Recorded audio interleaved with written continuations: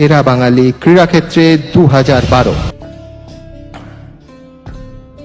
সাকিব আল হাসানকে মঞ্চে আহ্বান জানাবো আর তার হাতে এই পুরস্কার তুলে দিতে আহ্বান জানাবো কিছুক্ষণ আগেই যাকে মঞ্চে তুলেছিলাম, মনোজ তিওয়ারি।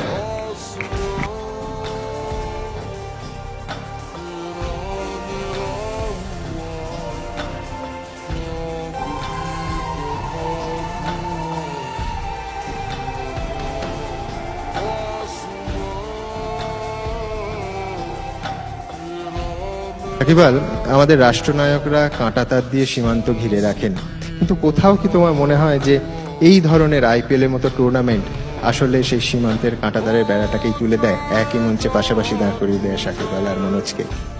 হ্যাঁ, তা তো অবশ্যই। আইপিএল এর মতো এরকম একটা আসরের কারণেই আসলে আমরা অনেক দেশের প্লেয়াররা একসাথে খেলার সুযোগ পাচ্ছি, যেটা আমাদের জন্য অনেক বড় একটা অপরচুনিটি।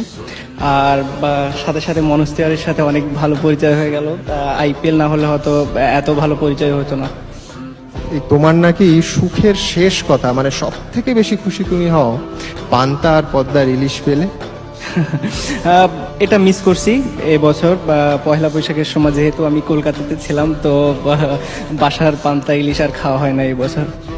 আমি নিশ্চিত এটা শুনে এখানকার ঘরে ঘরে মা মাসিমারা তোমার জন্য পান্তা আর পদ্মার ইলিশ জোগাড় করে রাখবে। খুব ভালো থেকো সাথী।